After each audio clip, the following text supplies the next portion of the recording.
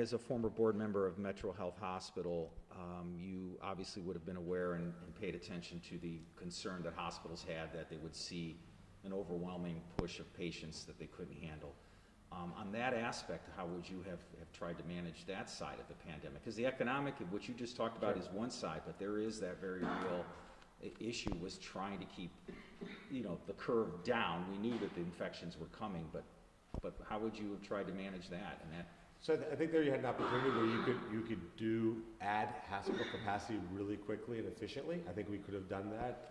I think we were, the good news, knock on wood, prayer, whatever you want to do, we never got to that point where we were overwhelmed. The hospital system was never overwhelmed. Thank God, right? Because again, tragic, right? Any loss of human life is awful. So it's a question of investment, right? Look at how much money we've spent. Trillions. I'm old enough to remember when $1 trillion was a lot of money, right? And the government's just printing money. What can go wrong, right? We've added more debt in the last 12 months than in the last 20 years, right? So you look at that and say, could we have spent much less money, added hospital capacity strategically? Again, protected the vulnerable, people in nursing homes, people with underlying health conditions, and still kept the economy flowing.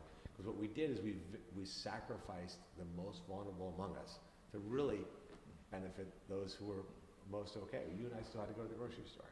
Yeah. We went to the grocery store. There are people there working. Who's economically disadvantaged in that scenario? Final question on that point. When we talk about the economy and what the government, because you mentioned 12 months, that includes now 2 administrations and two different stimuluses. There was a lot of PPE money, so businesses were tapping it. We've seen some abuse. Would you have supported that? And as a businessman, did any of your companies reach out for PPE money? I think you mean PPP. PPP, yeah, that's okay. Too many acronyms. Yeah. I got it. No, the Paycheck Protection Program was a fantastic program. It did exactly what it was intended to do.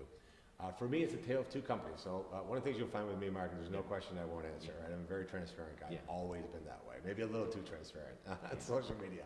So for me, my car dealerships, I had sold them all except for one.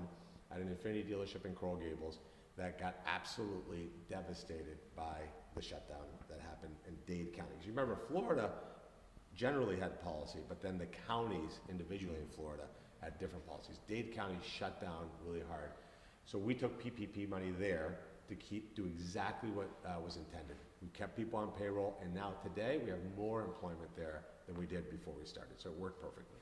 Up here, where we had the tech company, I was barraged, I'm telling you, by every advisor.